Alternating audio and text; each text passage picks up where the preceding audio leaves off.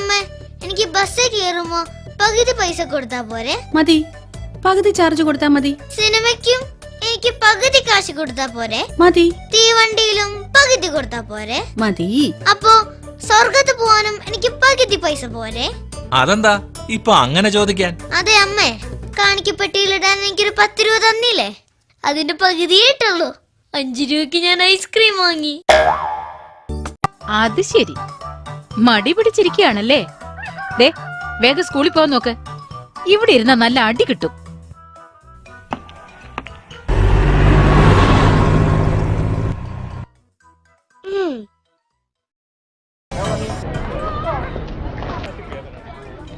ഉണ്ണിക്കുട്ട, ഇപ്പൊ സമയം എത്രയായി?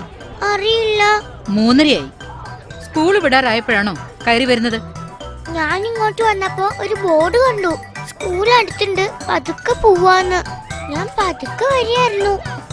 എടാ, അത് വണ്ടിക്കാർക്ക് വേണ്ടി എഴുതി വെച്ച ബോർഡാ. കൈ നീട്ടടാ.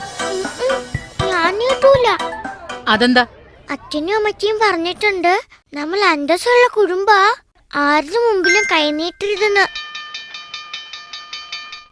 ഇന്ന് നീ രക്ഷപ്പെട്ടു.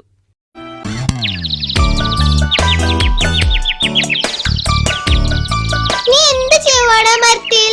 ഞാൻ പശുക്കുഞ്ഞിനെടുക്കാൻ പോവാ. താഴെ മൊത്തം ചേരാണേ, സൂക്ഷിക്കണം. അതിനിപ്പോ എന്നാ? ഉണ്ണിക്കുട്ടൻ അമ്മയിൽ നിന്ന് കണക്കിന് കിട്ടിക്കോളും.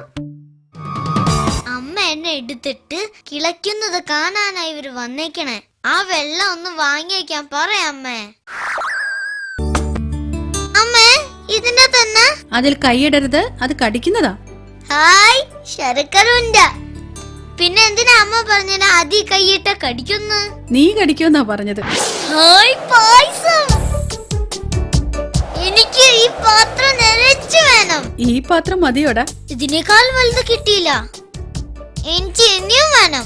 മതി മതി, നീ ഇപ്പൊ തന്നെ ഒത്തിരി അകത്താക്കി. എനിക്ക് ഇനിയും പായസം വേണം. നീ ഇനി കുടിച്ച വയറ് പൊട്ടും, ഇപ്പൊ തന്നെ പേടിയാവുന്നു. എന്നാ ഒരു ഗ്ലാസും കൂടി ഇങ്ങോട്ട് തന്നേച്ച് ആ മൂടിക്കോ.